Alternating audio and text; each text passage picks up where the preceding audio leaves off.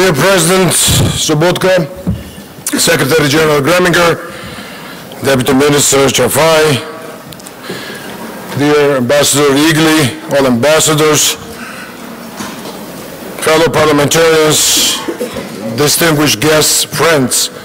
Of course, it's with great pleasure that I welcome you at the 19th Winter Meeting of the OSCE Parliamentary Assembly. And of course, at the outset, I also would like to join our feelings, and I guess we are all appalled at the news what happened in Germany, and our condolences goes to our German colleagues, German people, but to everybody. I think that's this tragedy again showed, and it's a very clear sign that we have to redouble our efforts to tackle extremism, terrorism, and radicalization. As our main forum bringing together such an important audience, the winter meeting has become an indispensable tradition of our assembly. And I would like to express my gratitude to President Sobotka and the Austrian Parliament for their support. I would also like to thank Secretary General Greminger for the OSCE's hospitality. I already told him, and also on my personal basis, what I think, and for this close cooperation that PA enjoys with you and all your staff. Dear friends, less than 2 months into Albanian chairmanship, I welcome the priorities identified by Prime Minister Rama, and we look forward to working closely with his very able team into 2020. This year offers an opportunity to reflect on the purpose and power of this organization, particularly in these times of changes and upheavals. There are great challenges, but also great opportunities. This year will mark 75 years since the end of the Second War and 30 years since historic changes swept across Europe. When from Germany and the Baltics to the Caucasus, people demanded change. For many of us who lived either in the Soviet Union or Eastern Bloc countries, this was proof that no matter how strong a state seemed to be, it cannot survive if it is unresponsive to the overwhelming desire of its citizens. 30 years ago, our organization was challenged into redefining itself. With the end of the Cold War, the Conference on Security and Cooperation in Europe lost its fundamental purpose, but at the same time gained a new raison d'être. Our predecessors understood the opportunity to build on the experiences and create an organization capable of managing the historic changes taking place in Europe. In 1990, the Paris Summit envisioned a brighter future for our continent.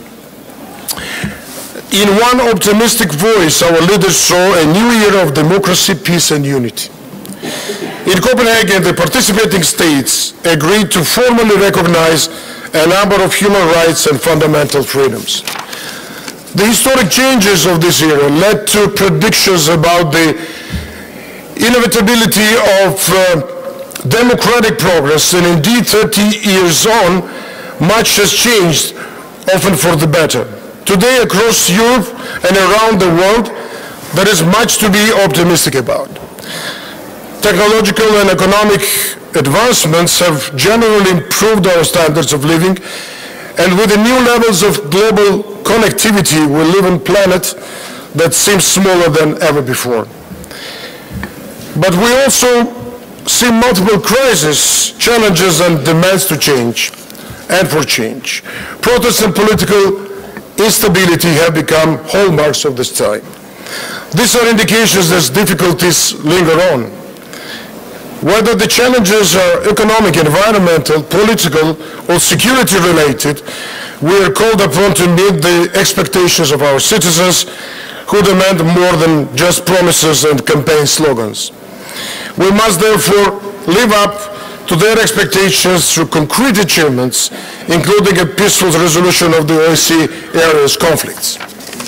and to normalize the lives of millions of affected people. For instance, despite positive steps, we are yet to find a final comprehensive and durable settlement of the Transnistrian conflict. We failed to see meaningful progress to resolve the Nagorno-Karabakh conflict. In the occupied territories of Georgia, creeping borderization, abductions, and illegal detentions continue to constitute severe violations of Helsinki principles and fundamental human rights. And of course, despite some timid steps to de-escalate the conflict, the war in Eastern Ukraine and the illegal annexation of Crimea have defined our work for more than 5 years now. The major problem is that even with a clear roadmap how to settle the conflict, the process is a hostage of geopolitical ambitions and suffers from a lack of genuine political will.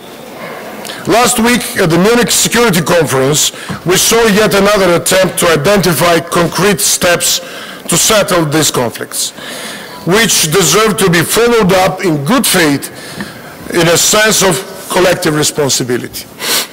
Our failure to put an end to the war in Ukraine and other calamities has made it more difficult to counter emerging transnational challenges that require a joint response. If it has contributed to a deepening divide between East and West, at a time when what needed a deepening cooperation between all our countries on issues such as corruption, migration, terrorism, intolerance, and climate change. All of these have impacted our societies and revealed a sense of powerlessness among our governments and addressed them in a coherent way. And they come at a time when the transatlantic divide is becoming more pronounced. We see these divisions on display particularly when it comes to different approaches towards confronting, for instance, China's growing influence. Meanwhile, uncertainty around Brexit and a prolonged EU enlargement process casts a shadow on the European promise and threatens to roll back hard-earned progress achieved in the Western Balkans. Developments in Syria and the broader Middle East have displayed rifts between regional powers and demonstrated the limits of exporting stability by military means.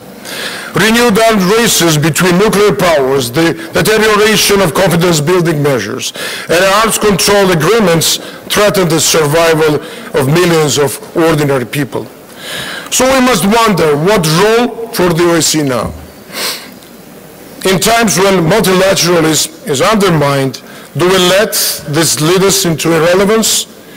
Or instead do we muster the political will to find difficult compromises and provide once more the OSCE with the resources to manage today's challenges?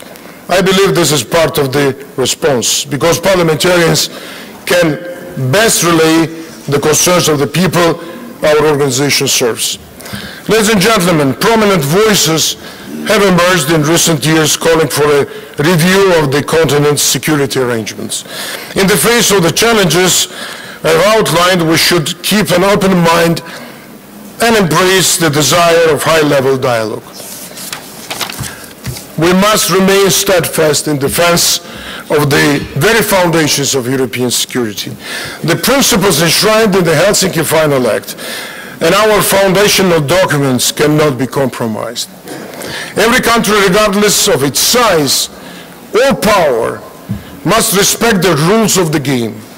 Legitimate interest must not be pursued with illegitimate means. Instead of tabula rasa and a completely new world order, we must work ever closely to complement our politically binding commitments with new standards addressing contemporary threats. In doing so, we should rely on the strength of the OSCE, the ability to respond quickly to tackle emergencies. This hour depends on us to make the best use of this organization and what it stands for. Even when particular governments or leaders disapprove with our critical views and activities, they should not use this as an excuse to intentionally weaken this organization. it's always better to follow more constructive approaches whenever possible. I have been serving the OSCE for many years, working with the dedicated individuals in Vienna, Copenhagen, and in the field. And it's so inspiring to witness how many people have devoted to our common cause. Many of you have traveled from far away, including North America or Central Asia, and your robust participation highlights our collective belief in what the OSCE can achieve. And I'm privileged to work with you, responsible leaders, both parliamentarians and staff, men and women from different generations and backgrounds who understand the importance of this endeavor. Let us keep in mind the purpose of the OSCE and the responsibility we have to meet the expectations of our people. This is our tough but noble mission. Thank you very much.